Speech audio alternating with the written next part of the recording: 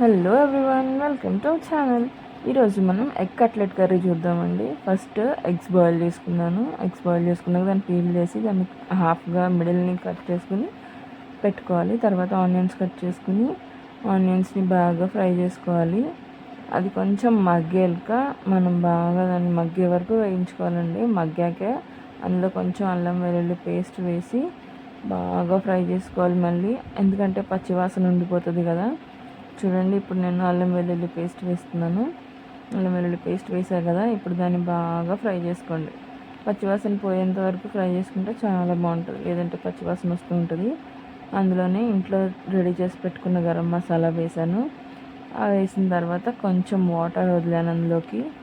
చూడండి, అందులోనే కొంచెం కారం కూడా వేసేసాను. ఇప్పుడు చూడండి బాగా ఉడుకుతుంది. అది బాగా దగ్గర అయిన తర్వాత కొంచెం దగ్గర అయ్యేంత వరకు కొంచెం మనం మూత పెట్టుకుని ఉంటే సరిపోతుంది అనమాట. చూడండి, కొంచెం దగ్గరికి వచ్చినట్టు అనిపించింది. ఇప్పుడు సాల్ట్ వేస్తున్నాను.